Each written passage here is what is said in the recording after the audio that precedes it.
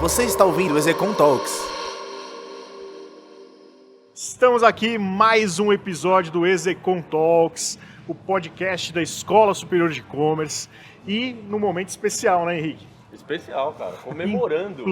No Fórum 22, Fórum E-Commerce Brasil, 13ª edição do Fórum, a maior de todos os tempos. O negócio está fervendo, o trânsito está arrepiando, tem mais de 18 mil pessoas chegando aqui. Tá incrível, né? Quem está acompanhando o som do fundo aqui é a feira acontecendo. Tá. Nós estamos em pleno foyer do auditório de marketing e vendas, que é a plenária principal, né, do evento. Então, naturalmente, vocês vão ouvir um barulhinho, às vezes um palestrante lá falando. Então vai ter alguma interferência, mas o que importa é esse calor e de estar aqui junto, né, com uma pessoa especial, né?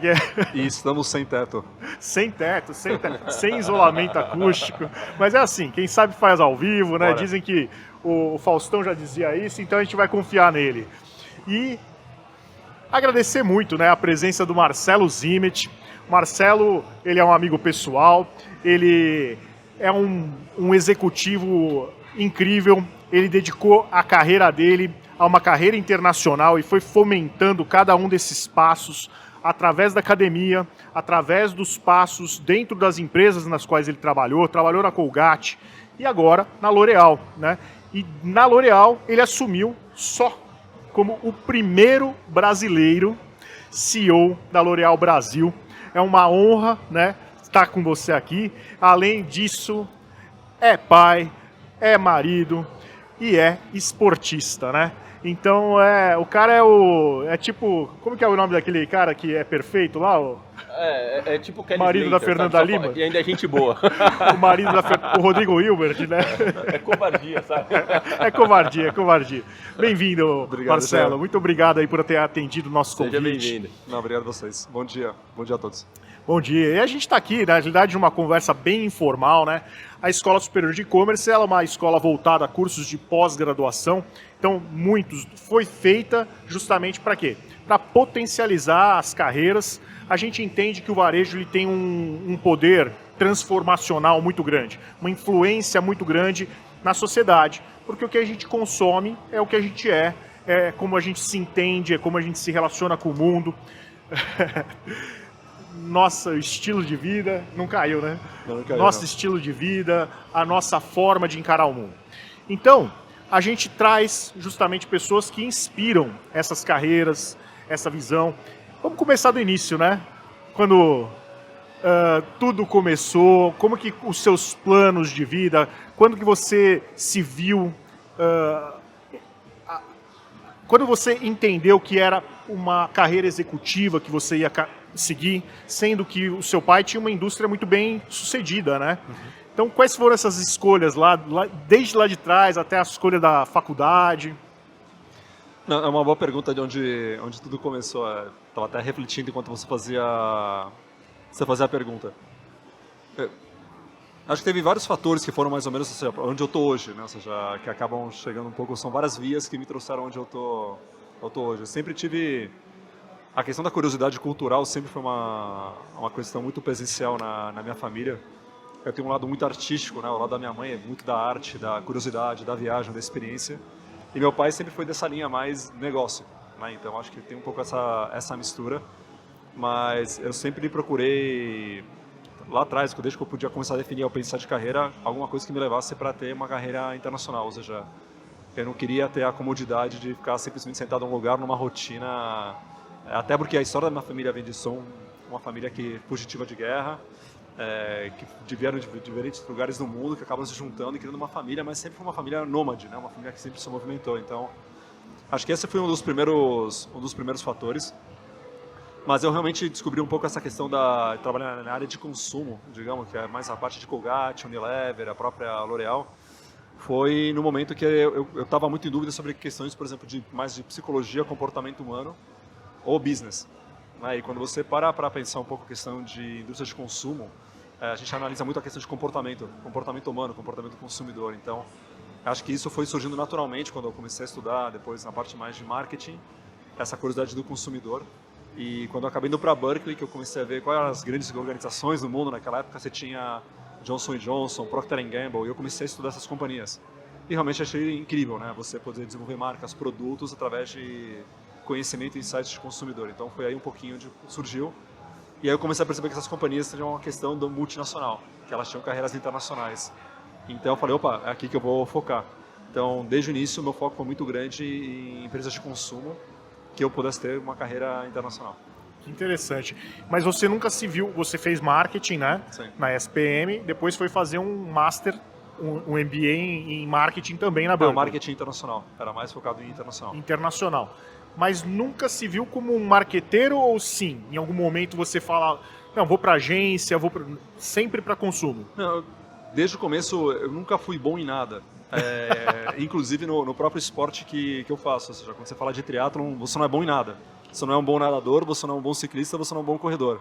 Mas você faz os 3 bem e termina uma prova, entendeu? Então, é persistente, é disciplinado. é persistente, disciplinado, é fazer mais ou menos bem em tudo. Então, eu nunca me achei o cara mais criativo ou o melhor em nada, mas eu acho que como eu fui desenvolvendo minha carreira, foi uma carreira de desenvolver várias competências no nível bom.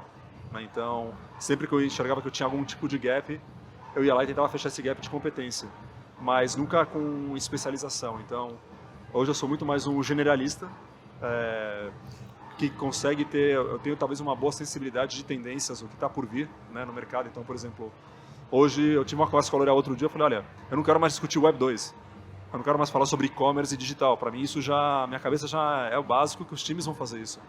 Hoje meu investimento de tempo é muito mais em Web 3, então como eu começo a me preparar para o que está por vir nos próximos 2, 3, 5 anos, então...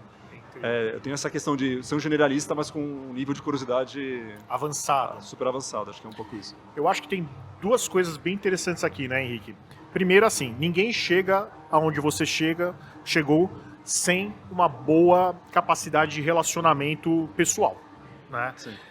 E segundo, essa provocação que você falou, provocação pelo que é futuro, pelo que vai movimentar a companhia nos próximos anos, né? Não, e questão de criatividade, eu me lembro que eu tive 2 fatores que me ajudaram muito no começo da carreira até chegar ao meu primeiro cargo de General Manager, que era essa questão de entregar mais do que era esperado. Então, obviamente que teve algumas posições que eu tive que fazer na minha carreira que não eram as mais excitantes ou as mais legais comparadas com as que podiam ser disponíveis.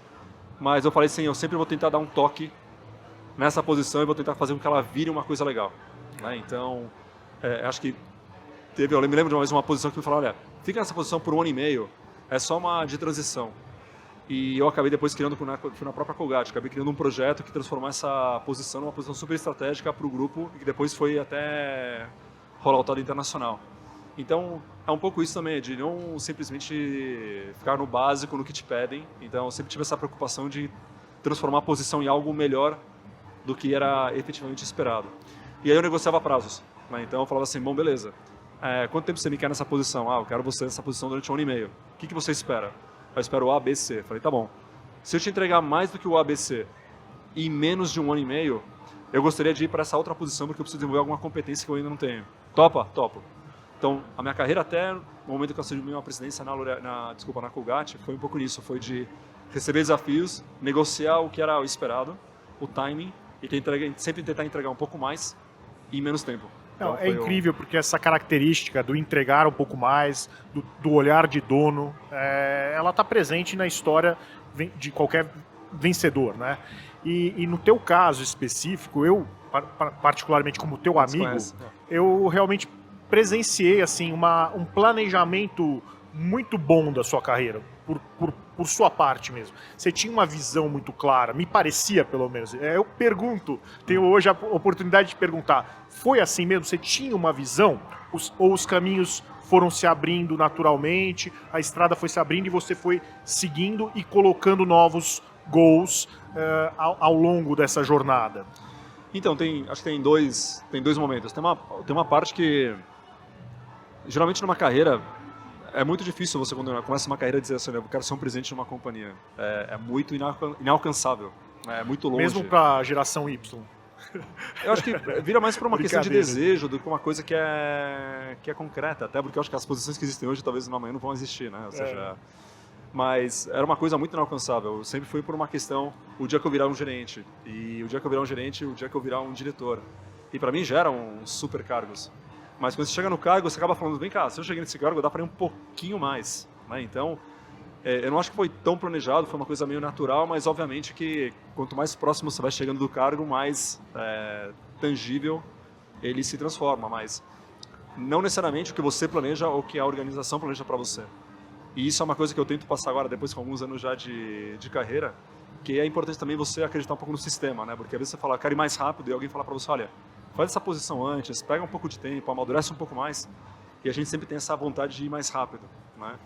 E algumas coisas que aconteceram na L'Oréal nos últimos anos, alguns movimentos que eu tive que fazer antes de assumir o Brasil, para mim foram fundamentais. Se eu viesse para o Brasil, assumisse esse cargo no Brasil 5 anos atrás, eu não estaria fazendo o trabalho que eu estou fazendo hoje. Então, tem uma questão também de você encontrar na companhia alguém que você confie, alguém que tem essa visão, alguém que tem mais experiência que você, que possa também te dar um pouco de orientação e acreditar no sistema. Eu sempre falo que no final do dia, se você é uma pessoa que tem talento e a companhia quer você, acredita que ela vai fazer o melhor caminho. Obviamente que você tem que dar alguns pitacos, mas não necessariamente. Desculpa. Não, eu só ia trazer um ponto que eu achei genial que você falou quando você disse de entregar um além, né? A gente costuma falar run an extra mile. Quando fala em triatlo, eu corro, né? Então corrida nunca é fácil você entregar uma milha a mais depois além do plano. Não. Eu ainda estou tentando descobrir quem foi o cara que inventou aqueles 200 metros depois na maratona, porque a maratona é 42 quilômetros, né? E tem alguém que falou que não, é 42,2, cara. Então já tá morto ainda sem correr 200 São metros. Os piores 200 metros. E você sabe que eu sei a história, sabe de onde veio? Não. Nas Olimpíadas de Londres, a final da maratona ia terminar no Big Ben. E a rainha queria que a maratona terminasse no Palácio de Buckingham. E a distância do Big Ben ali naquela ruazinha até o Palácio de Buckingham são exatamente 195 metros. Olha. Então foi alguém que dá a culpa da rainha. Obrigado, rainha. O Henrique é rato de corrida, né? Mas aí vem uma coisa importante, porque tem essa parte de carreira, mas depois tem uma parte que vai acontecer, acho que na carreira de todo mundo, que é quando você passa para pensar um pouco o que vai te motivar depois. Quando você chegou de repente naquilo que você tinha almejado. E hoje, quando você comentou essa questão de ser o primeiro brasileiro, etc. Por exemplo, hoje minha grande motivação era essa. Por que chegar no Brasil como presidente do Brasil? Porque nunca tinha tido um brasileiro na posição, e não faz sentido que um país com tanto talento não tenha, depois de mais de 60 anos, um brasileiro na posição. Então, teve uma hora que quando eu senti que isso podia ser tangível, eu coloquei toda a minha energia e falei assim, ok, eu vou ser o primeiro brasileiro, eu vou batalhar por essa posição. Me passaram uns desafios bem cascas, porque gerenciar a Argentina e gerenciar também a divisão de consumo no Brasil, em 2 momentos de muita crise, não foi fácil. Mas foram 6 anos e meio de desafios para poder, então, realizar realmente essa ambição. Você está há 10 anos na L'Oréal. 10 anos. 10 anos. Rapidamente, né? Conta um pouco do retrospecto para os ouvintes, para os alunos que não conhecem, né?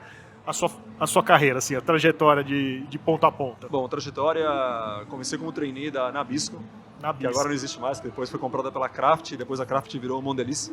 Então, fui um dos que lançou a Clube Social no Brasil, ou seja, fui realmente para uma parte mais de marketing. Quando a Nabisco foi comprada pela Kraft, eu tinha acabado de voltar de Berkeley, a Paula morava em São Paulo, a gente estava namorando, eu estava no Rio. E eu falei, abri um processo na Colgate, eu me inscrevi e acabei entrando na Colgate como gerente de categoria. Isso foi lá pro ano 2000, se não me engano, 2001. E aí na Colgate fiz toda uma trajetória de carreira de várias posições de trade, marketing e vendas, mas sempre com essa visão de ter complementaridade. Então, se eu trabalhava na categoria de oral care em vendas, eu vou para marketing então em home care. E depois eu vou para trade em, personal care. Então eu ia me movimentando na carreira, mas sempre aumentando meu escopo e conhecimento de multicategorias e multiáreas. Acho que esse sempre foi um pouco o caminho. Até o ponto que eu cheguei na Colgate, acho que eu estava como diretor do canal Pharma na companhia, e relativamente jovem. E surgiu uma oportunidade que o Colgate falou, bom, você vai para fora, depois de voltar de Nova York. Mas aí você estava mirando já isso ou não? Não, isso foi uma coisa assim, eu estava mirando realmente uma posição muito grande de diretor comercial no Brasil ou fora. No Brasil. E o que acabou acontecendo foi que, naquele momento, abriu uma posição de Country Manager na República Tchecoslováquia, onde tinha uma pegada comercial muito forte. Então o cara falou para mim, olha, você pode ser ou diretor comercial em Portugal, ou você pode ir ser Country Manager da República Tchecoslováquia e Hungria. Uau. Cara, não pensei duas vezes, não sabia nem onde... De verdade. Se a gente Você não conhecia- preferiu a aventura. Eu preferi aventura. Você falar a verdade, eu lembro que eu cheguei em casa com a Paula, a gente abriu um mapa, a gente falou assim, vamos ver onde que é Praga, porque não era muito comum, há uns 15, 20 anos atrás, você falar sobre leste europeu. O leste europeu começou a se abrir há muito pouco tempo, então era 10 anos depois, 10 ou 15 anos depois da queda do muro, era muito recente, né? Então existia muito pouco conhecimento. Eu falei pra Paula, olha Paula, a gente já 2 vezes a gente falou não de ir pra fora, por questões pessoais, uma foi pela gravidez da Manu, outra foi por um outro motivo. Eu falei, agora a gente vai. Eu falei, worst case cenário, que a gente volta pro Brasil. E foi aí que começou a aventura internacional. A gente tinha acabado de voltar de Nova York, mas Nova York para uma expatriação é relativamente fácil. Né? Quem não quer morar em Manhattan, ou seja, é espetacular a vida lá. Sim. Mas de Praga foi onde realmente a gente começou essa carreira internacional. Aí foi onde eu comecei a sentir que eu realmente sou um cara que sempre chego quando tem crise, né? Então, eu cheguei em Praga em 2008, com a crise financeira mundial. Eu cheguei em abril, foi quando explodiu tudo.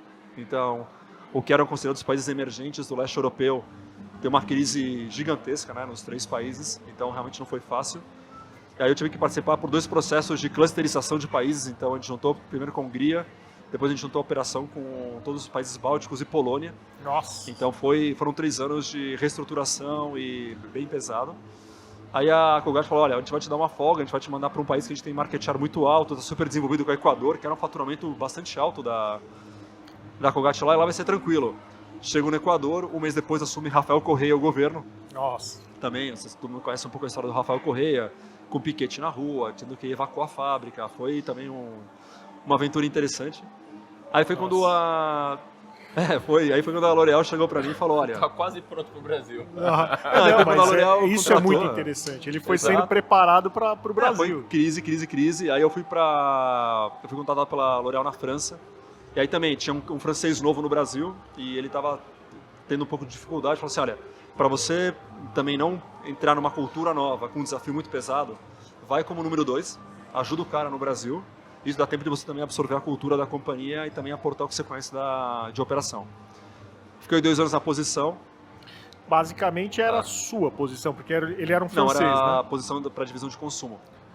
Tá. Porque a L'Oréal ela é composta por 4 unidades de negócio completamente independentes. Né? Você tem a divisão de consumo, que são marcas como Garnier, L'Oréal Paris, Maybelline, Colorama, Miele, por exemplo. Depois tem uma divisão profissional, que é Redken, Kerastase e L'Oréal Profissional. Vou contando as marcas para meio que aterrissar um pouquinho. Tem a divisão de dermocosmética, que é Vichy, La Roche-Posay, CeraVe e SkinCeuticals. E depois luxo, que são todas as marcas de fragrância de perfume. L'Oréal é dona de quase todas as marcas de fragrância que vocês devem conhecer, e marcas como Lancôme, Yves Saint Laurent, etc. E então foi conhecer isso, aí também, cara, você precisa sair do Brasil, você precisa continuar crescendo dentro da L'Oréal, você já era Country Manager. Aí me trazem algumas opções. Aí tinha mais opções em crise. Né? Era Argentina, Kirchner, ou você vai para a Grécia, quando teve aquele complicação econômica na Grécia, e tinha mais um país que eu não vou lembrar agora, mas também era um negócio que estava bem difícil. Falei, olha, difícil por difícil, pelo menos vou para um que fala um idioma que eu falo bem. Já domina. E a gente com a Paula, a gente sempre falou de algum dia, por que não Argentina? Porque é um país que a qualidade de vida é muito boa para as crianças também. E aí fomos para a aventura da Argentina. Então também 5 anos de 2 governos Kirchner, um governo do Macri no meio. E aí foi o dia que, obviamente, entregando o resultado, foi quando o CEO da L'Oréal, uma vez, encontrei com ele num evento, e ele falou para mim, olha, eu preciso de você no Brasil. E aí foi quando a gente combinou esse acordo, que era, ok, eu volto pro Brasil, eu fico 1 ano e meio na divisão de consumo, para ajeitar, que estava um pouquinho com algumas dificuldades de performance, e entregando os resultados, assume o Brasil. Então, na verdade, eu já 1 ano e meio atrás, quando eu cheguei no Brasil, eu já estava trabalhando para mim, ou seja, se eu fizesse um bom trabalho nessa posição, eu me ajudaria. Acho que na Argentina você deu um pouquinho mais de sorte. Tudo bem que é um país bem turbulento, né? Mas eu acho que você pegou o momento do Macri, né? Mais ou menos. Quando a coisa começou a explodir, foi a hora que você saiu, né? Eu tive um verãozinho de alguns meses. Eu até lembro um dia que eu cheguei Teve um verão, isso. Eu cheguei pra minha assistente lá na Argentina e falei assim, nossa, tá tudo muito calmo. Fui falar isso, bom.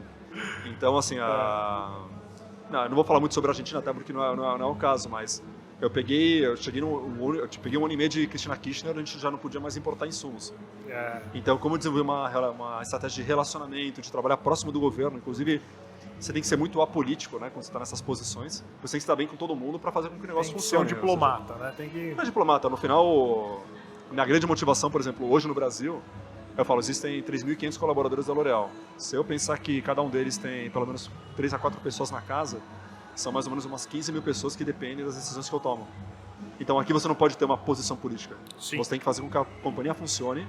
O e tomar as foco é boas nos decisões. negócios. Foco no negócio e foco no seu time cliente. e nas suas pessoas. É isso. É isso. Então esse é o meu grande drive hoje.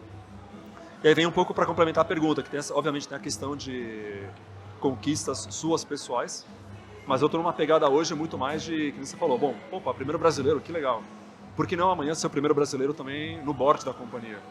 E também, por ser brasileiro, tem algumas questões que são muito brasileiras, né? Por exemplo, questões de inclusão racial, ou de equidade de gênero, etc., que talvez são muito relevantes no Brasil, talvez não estão lá fora. Então, eu, por ter uma pegada brasileira, estou tentando impulsionar a L'Oréal como uma empresa que inspire outras companhias nessa frente. Então, é diferente quando você tem um brasileiro na operação, porque talvez a gente conhece o mercado, a gente conhece quais são as necessidades, e acho que é um dos fatores também que a L'Oréal está acelerando muito aqui no país. Mas a minha motivação hoje vai além de carreira, vai muito mais por algumas causas especificamente e também por abrir caminho para brasileiros no futuro. Você falou uma coisa brilhante, que é a questão do não politizar.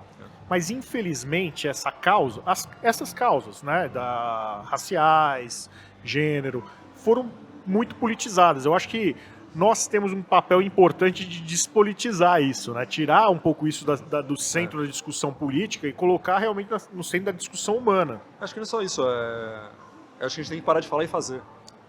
Ou melhor, parar de falar e fazer. Não, mas é isso, porque, por exemplo, na L'Oréal a gente tinha um incômodo muito grande alguns anos atrás, quando eu voltei, sobre a questão de inclusão racial.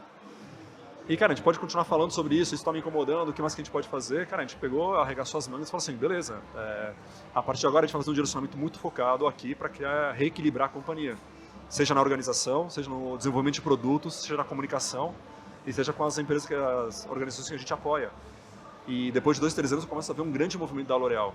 Né? Então, a L'Oréal tem um papel, primeiro, de fazer essa mudança interna, mas ela tem também o poder, pela comunicação, de impactar o mercado. Então, quando você começa a virar referência num tema, seja também, por exemplo, tecnologia, e-commerce, seja inclusão racial, etc., acho que tem um papel como organização super importante. Que é o que a gente chama na L'Oréal de extra financials, ou seja, hoje um country manager ele tem 2 ou 3 grandes responsabilidades. Obviamente que a questão financeira, o P&L, tudo é importante. Mas a L'Oréal considera o papel do country manager nos extra financials, que é tudo que você faz pela sociedade, por causas, por etc., tão relevante quanto o financeiro. Então, e como tornar isso realmente uma prática, né? E fugir do inglês ver, né? Eu ia perguntar exatamente isso, Gênio, porque é uma questão muito...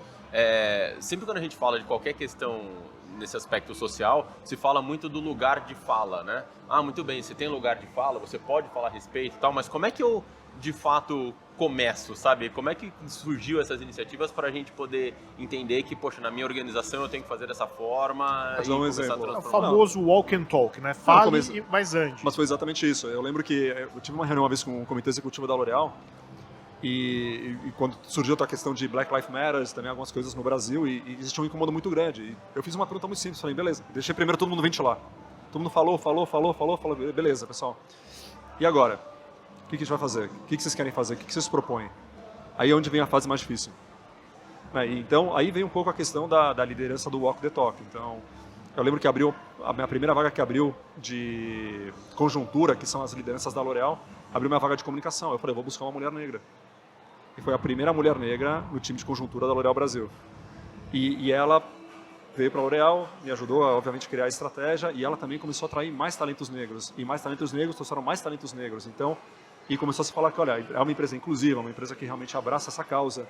E hoje em dia a gente consegue ter um equilíbrio muito grande, e é uma empresa vista hoje pela comunidade negra no Brasil como uma empresa super acolhedora, e onde você pode desenvolver sua carreira, e onde você realmente pode fazer a diferença. Então, começa primeiro com o movimento, começa com a discussão, mas em alguma hora alguém tem que tomar uma decisão e você tem que fazer uma primeira ação.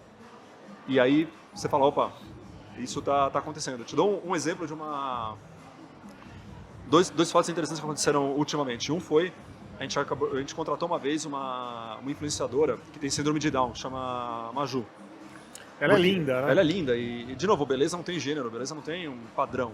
Né? Ou seja, a beleza é para todo mundo. Se a gente dá as ferramentas, cada um fica belo como se considera. E a gente contratou a Maju E eu lembro que a gente foi pro LinkedIn, eu fiz um comentário sobre isso, falei assim, olha, queria anunciar para vocês, mostrar que quando a gente fala sobre diversidade e inclusão, isso também é um fato que a gente pode fazer, as companhias podem fazer, os CEOs podem fazer isso. E eu lembro que eu geralmente não gosto que nas plataformas digitais ninguém mexa isso para mim, porque tem muito CEO que tem um grupo que faz esse trabalho para eles. Eu faço pessoalmente porque acho que tem que ser algo genuíno e autêntico. Eu lembro que teve um questionamento de um pai falando, olha, é muito legal que você contratou a Maju, mas como isso muda a vida do meu filho, que tem síndrome de Down. E eu lembro de chegar em casa, falar com a Paula, falei, cara, é um questionamento justo, né? Porque eu só estou trabalhando um pilar que é a comunicação, mas como que eu consigo entender como uma pessoa com síndrome de Down podem trabalhar dentro da L'Oréal? E aí eu lembro que nessa mesma noite eu liguei para o RH e falei, olha, eu vou abrir uma posição de jovem aprendiz na presidência e eu gostaria de contratar uma menina que tenha síndrome de Down. E a gente contratou a Fernanda, que ela vem trabalhando com a gente há mais de um ano. E isso permite a gente vai testando coisas que a gente pode fazer com ela, coisas que ela não pode fazer, porque obviamente existem limitações, mas tem coisas que ela pode fazer e muito bem. Né? Exatamente. Então a gente contratou a Fê, ela trabalhou agora com a gente, então ela agora vai para um outro processo de rodízio na L'Oréal, mas foi também a primeira pessoa com síndrome de Down que trabalhou. E agora também a gente começou a falar muito sobre a questão de cadeirantes. Então eu falei, olha, então, já que tem a rotação dessa posição, a gente tem que entender também como que a gente pode facilitar a vida de um cadeirante para trabalhar na L'Oréal. Então meu próximo jovem aprendiz vai ser um cadeirante. Então, e assim a gente vai testando e vai aprendendo, mas eu acho que um dos papéis do líder é isso, é você também walk the talk. Então existe um incômodo, escuta, mas transforma isso em ação. Acho que É muito importante, né? Senão vira só uma propaganda, né? Parabéns até e é bem óbvio, tá? As pessoas percebem, os colaboradores percebem. Ontem, por exemplo, a gente teve a Silva do... Vocês conhecem o site Mundo Negro.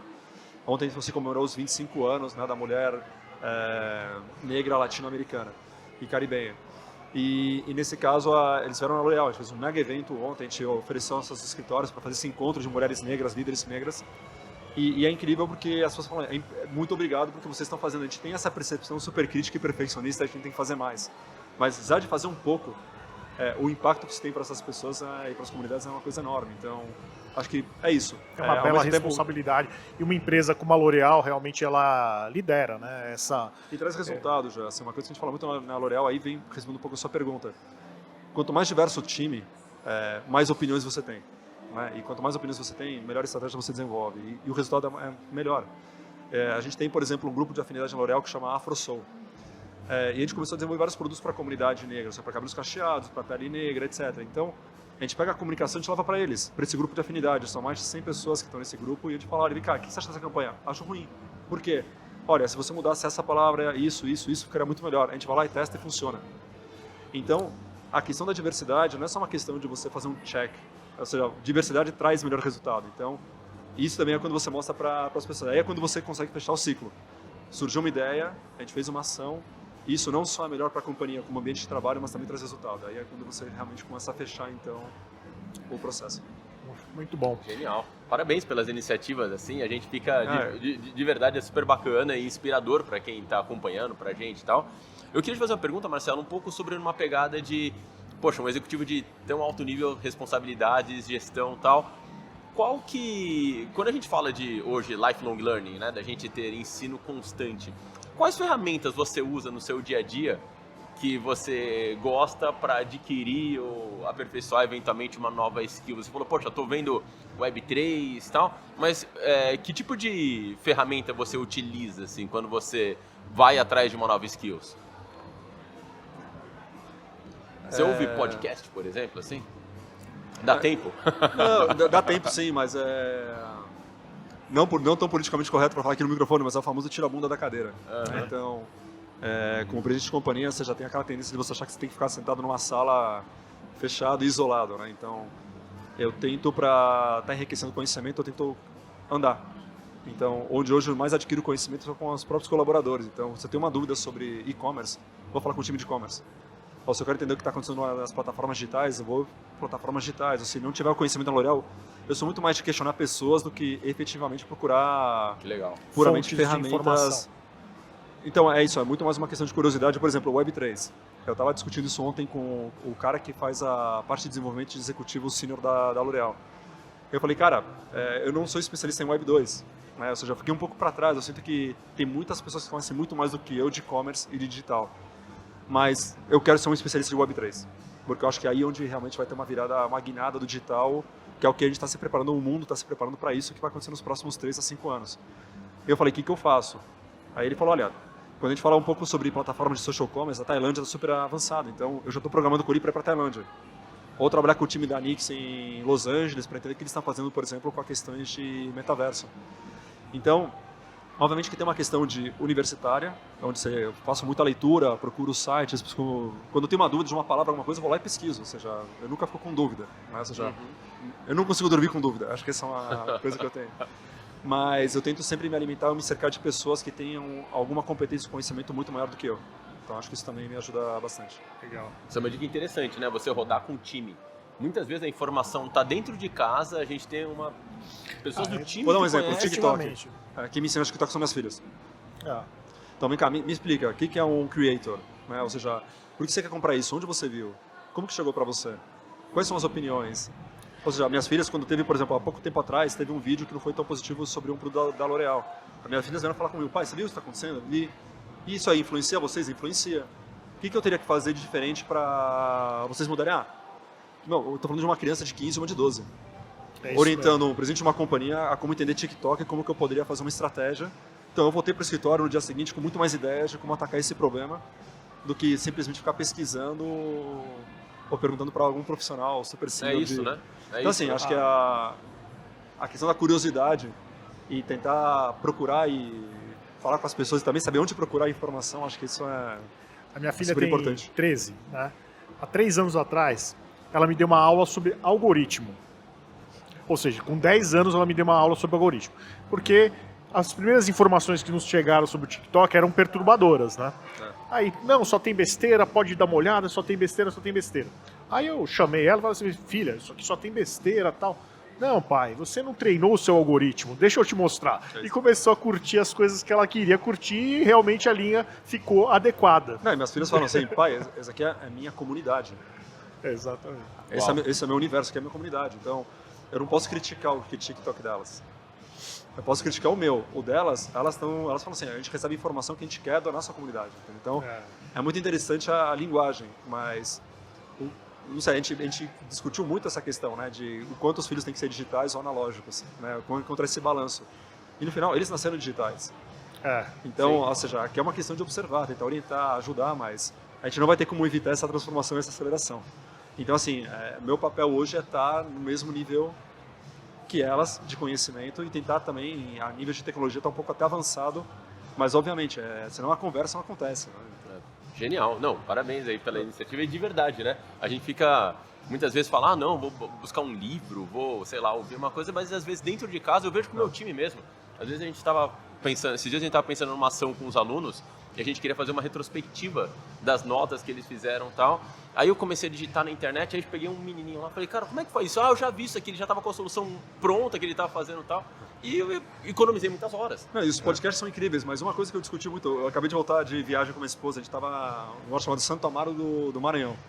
Era realmente no meio quase do nada, né, do Brasil.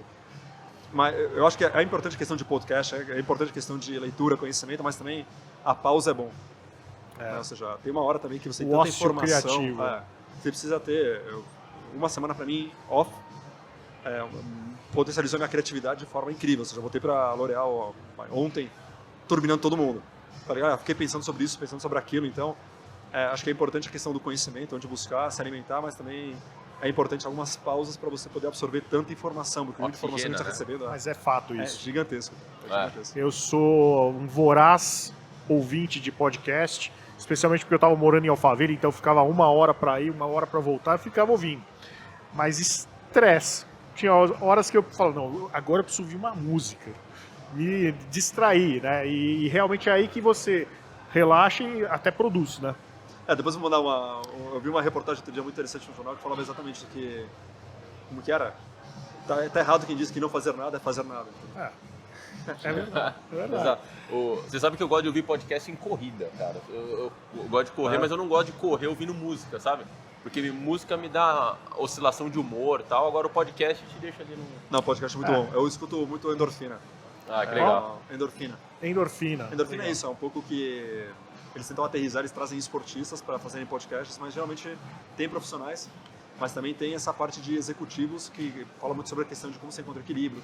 Tem muita dica. Eu lembro que eu dei uma dica uma vez num podcast que era, se você tem uma câimbra muito ruim numa prova, seja de triatlon, ciclismo, o que for, a mostarda tem um efeito muito positivo, porque é sal líquido, né, e potássio. Então, tudo que tem a banana e que tem o sal que te ajudam na câimbra, cara, a mostarda te ajuda. Então, eu falo, sempre levem para uma prova de longa distância um saquinho de mostarda, cara, que é seu paraquedas. Deu ruim, abre a mostarda, funciona.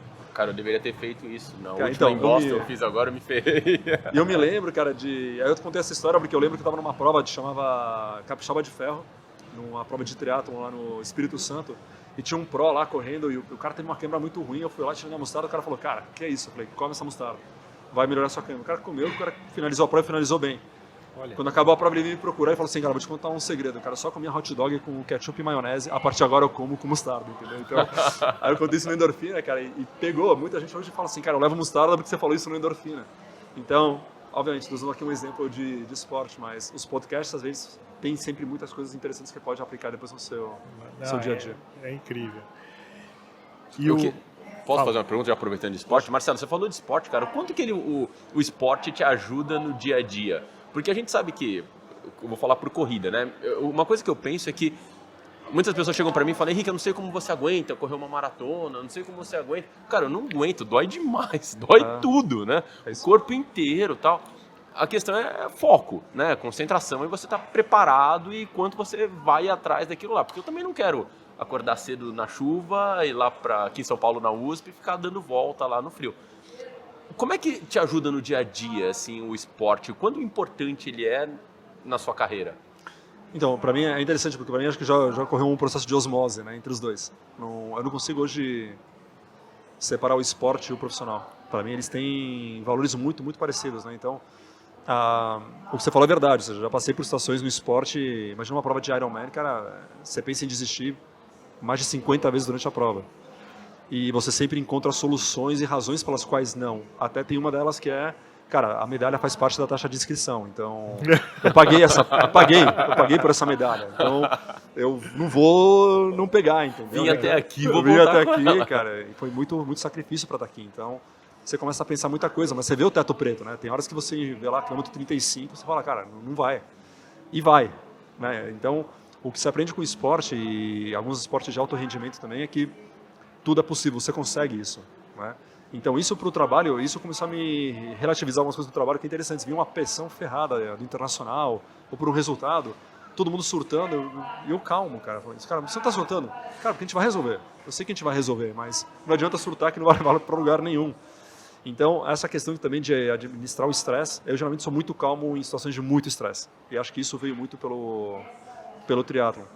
E quando você também faz algumas atividades, por exemplo, o triatlon, talvez um pouco mais do que na corrida, você tem aproximadamente 14 horas de treino por semana. Você tem que dedicar mais ou menos 2 horas por dia para o triatlon, porque são três atividades. Fora nutricionista, fora liberação miofacial, né, de massagista, etc. Então, você aprende a fazer um tema de sistematização ou de organização que é impressionante. Então, assim, eu sei quantos minutos eu preciso para acordar, para estar em cima da bicicleta às 5 da manhã, e quando eu chego em casa para tomar café com as meninas e para depois chegar no horário no trabalho, faço as reuniões. Não existe perder tempo em reunião. A reunião tem que ter um objetivo, tem que ser super, sabe, timekeeping, tem que ter uma solução, porque eu não vou ter tempo de fazer outra reunião depois.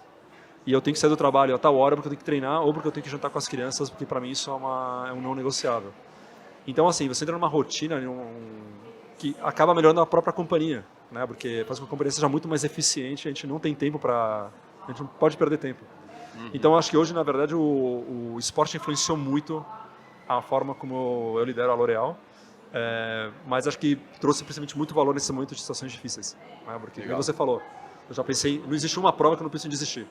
Só que aí você vai naquele famoso negócio de já fui um pouquinho.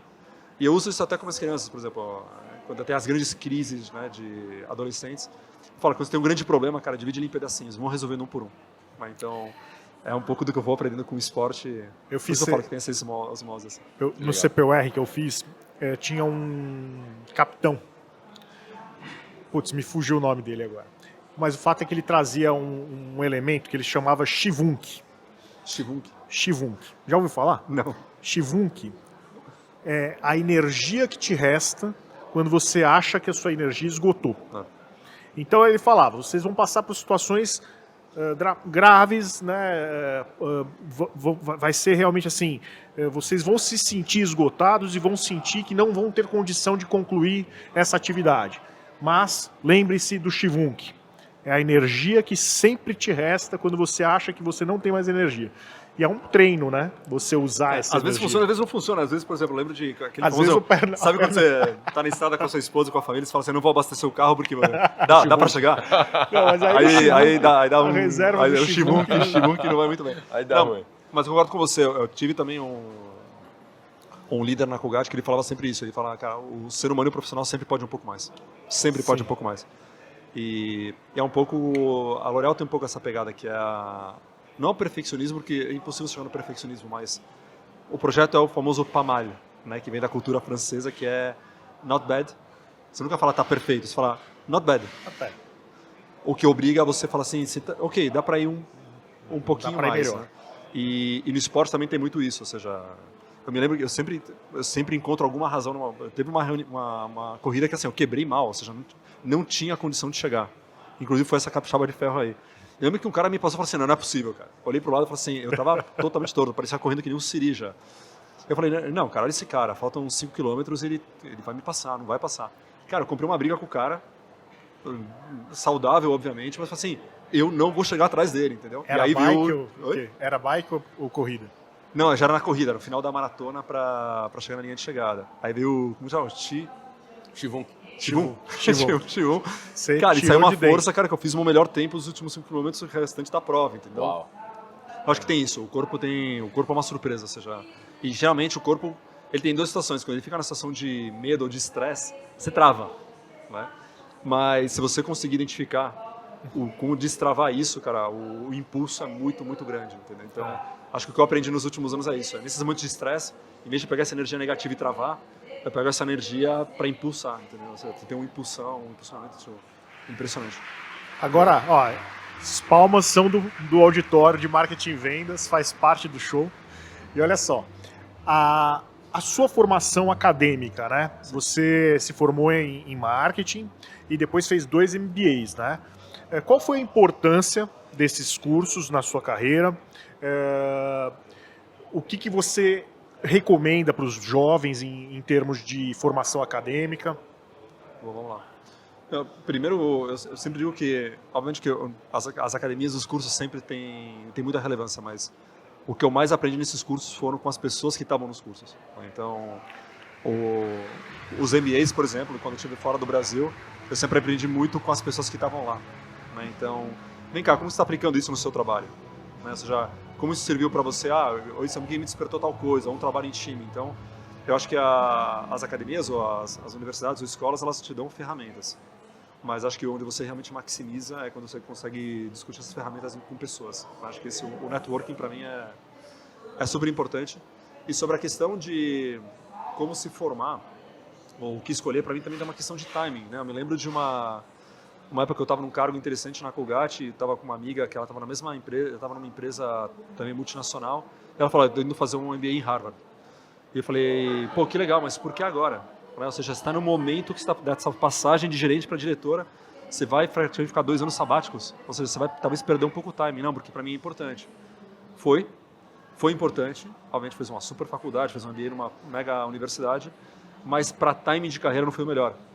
Porque teve que voltar um pouco para trás. Então, assim, eu já estava sem MBA como um diretor e a pessoa teve que voltar ainda como gerente, mesmo com MBA, e teve que fazer os mesmos passos, apesar de ter um super de um currículo. Então, eu também tem que ter um pouco essa sacada de qual que é o melhor timing na sua carreira e na sua vida pessoal para você fazer um investimento, porque vai ter que dedicar tempo. Acho que é um pouco... E é muito legal, né? Porque como a gente se conhece há muito tempo, a gente já conversou muito sobre timing de carreira, né? E eu acho que é um insight fenomenal, né? Até mesmo, às vezes, fica difícil, né? Uma situação, uma crise, uma demissão, muitas vezes se prejudica e se perde esse timing. Mas, por exemplo, a questão de, fiquei sem emprego, vale a pena voltar a estudar? Sim. Por quê? Pelo estudo em si? obviamente você vai desenvolver competências, mas tem a questão do Networking. Então, assim, acho que tudo tem que ser... Obviamente que a emoção é importante, mas tem coisas que são... Quando você fala sobre educação e desenvolvimento, a racionalidade também é importante. A gente tem um esforço grandioso na Execom de conexão, de criar... Então, aqui, por exemplo, no fórum, a gente criando várias atividades para os alunos interagirem, conhecerem profissionais do mercado, né, conhecerem os palestrantes, conhecerem os executivos do mercado. Essas conexões, elas são muitas vezes mais importantes... Quer queira, quer não, né? O QI, né? O que indica, às vezes vale muito mais do que um currículo, do que um CV, né? O QI vale mais do que o CV, porque às vezes é aquela pilha de CV. Se alguém puxar aquele CV para cima e colocar, esse cara eu conheço, faz toda a diferença. Não, e também, quando você está nesses cursos, por isso que eu sou super a favor de fazer também curso, porque de repente de 100 pessoas vão ter 2 que você vai ter a sensibilidade de falar assim, aqui é interessante, isso aqui pode ser muito importante para mim, assim, troca de valores, primeiro os valores são comuns, mas também porque você consegue identificar quem são pessoas que estão indo para um caminho certo.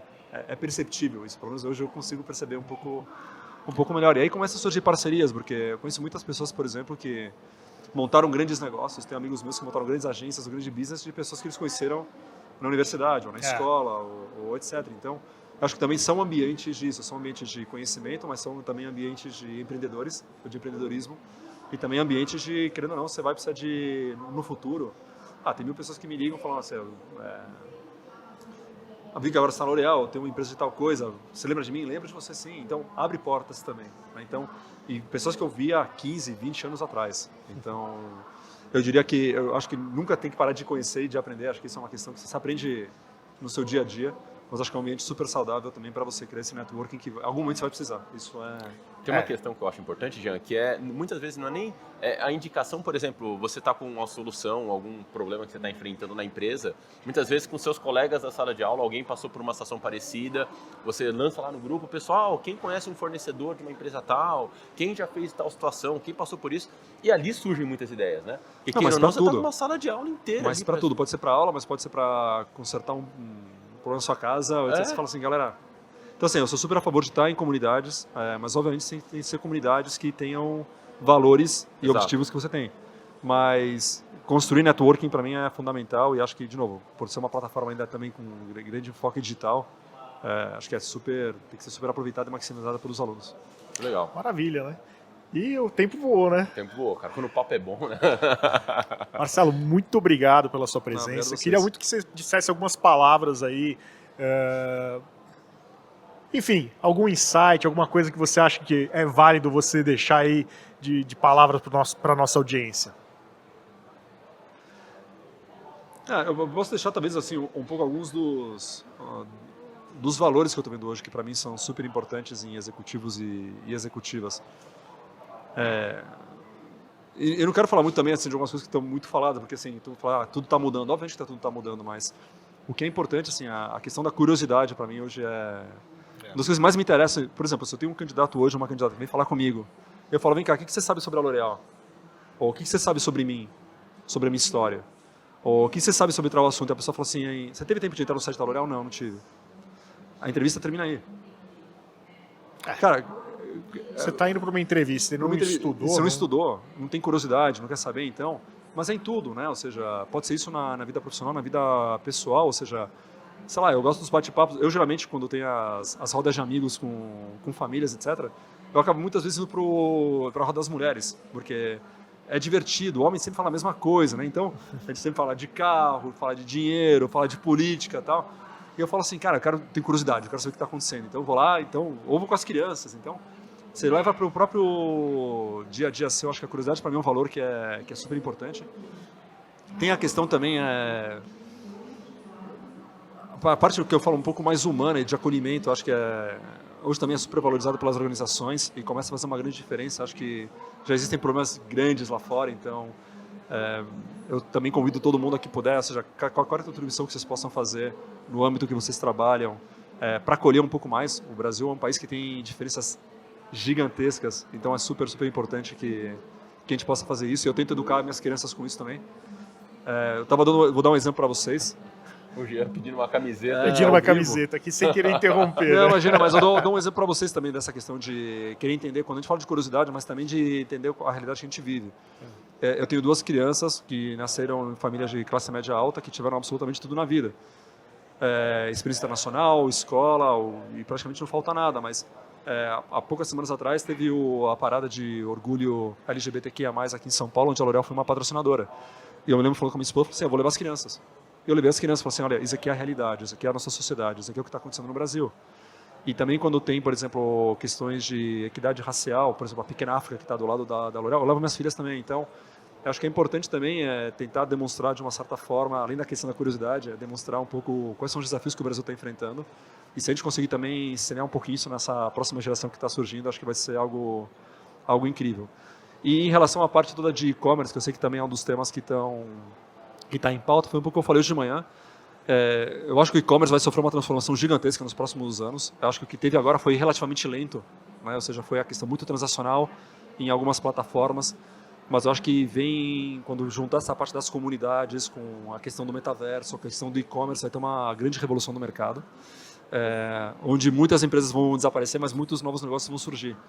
Então, o que eu falo para as pessoas não achem que vocês conhecem digital e que vocês conhecem e-commerce. Vocês não conhecem. Eu não conheço. Eu não sei o que está por vir, mas acho que tem que ter essa curiosidade. A L'Oréal sempre fala muito sobre tentar descobrir ou tentar avaliar o que está por vir. Né? E começa hoje ao que está por vir daqui a 3 a 5 anos, porque quando vier já é tarde demais. Tem muitas empresas que tentaram acelerar o e-commerce durante a pandemia. Too late. Foi too late, né? Ou seja, você dou um exemplo para vocês de L'Oréal. L'Oréal ela cresce um ritmo na China em torno de 25% a 30% ao ano. Uau. Tá? Eu pego companhias concorrentes nossas que crescem 7, 8%. E qual foi a grande diferença? A L'Oréal fez uma aposta de fazer um shift na China, onde você tem tantos habitantes, é tão difícil você fazer distribuição. A gente fez toda a aposta no digital há 15 anos atrás. E hoje em dia isso se paga, mas foi uma sensibilidade de que na China eu vou conseguir chegar nesse consumidor através de plataformas digitais, de Alibaba, de Tmall, etc. E foi onde que deu certo. Obviamente que tem coisas que a gente perdeu, né? Também algumas. Mas eu digo que essa questão por isso que tudo volta no final a questão de curiosidade, tentar se antecipar, continuar se desenvolvendo e não achar que o que é hoje é o que vai ser amanhã, porque a mudança vai ser super rápida. Parabéns, de fato inspirador. Não, com certeza. E Cara, você agora que foi envolvido na comunidade e-commerce Brasil, sinta-se sempre em casa. Com certeza. As portas estarão sempre abertas. A gente, Agora tem uma camiseta bonita aqui para. a gente tem para você aqui uma camiseta da Execom também. Muito obrigado. Aqui. Valeu, gente. Abre aí muito, para muito mostrar. É boa, é a nossa. Então aquela hora que minha tampinha saiu voando, vocês devem ter visto na câmera, eu que estava filmando. Agora que eu... Marcelo, de verdade, Marcelo, obrigado muito pelo obrigado, bate-papo. viu? Não, obrigado a vocês ótimo. e Parceirão. muito bom fórum para todos vocês. Mas no final, é um fórum congresso, porque eu já vi diferentes nomes aqui. O fórum é o grande evento, mas ele é um congresso e uma grande feira. Então ele tem o congresso, tanto que é um dos poucos eventos que tem o pós-fórum, onde compilam as ideias que foram discutidas no palco, igual o pós-NRF, sabe? O pós-CES, tem o pós-fórum. E aí tem a feira, mais de 220 expositores aí, dentre eles a Build Fair, Ikezaki, alguns Que eu conheço bem. grandes parceiros da L'Oréal. Não, mas e acho que, de novo, acho que isso é uma coisa que eu também deixo uma dica, assim, eu acho que o Brasil ainda tem que conquistar esse espaço, assim como tem grandes feiras internacionais de startups, né? O Brasil, a gente tem que ser mais visto também como um unicórnio, né? A gente fala muito de Argentina, fala muito de outros países, mas o Brasil, a gente tem grandes unicórnios e eu tenho certeza que a gente pode, esse tipo de evento é o evento onde eles têm o espaço para poder expor, e eu acho que as grandes companhias também devem vir aqui para aprender, né? Ou seja, também observar parcerias que possam ser interessantes para o futuro. É isso aí. Muito bom. Valeu. Muito obrigado. Obrigado, Valeu, gente. Marcelo, obrigado. Nos vemos no próximo, que vai ser gravado aqui no fórum. A gente vai ter vários podcasts. Então é só ir acompanhando a gente. Não tão legais como esse, mas Não. com certeza. Eu tenho certeza que não. Até a próxima. Valeu, gente. Até a Obrigado. próxima.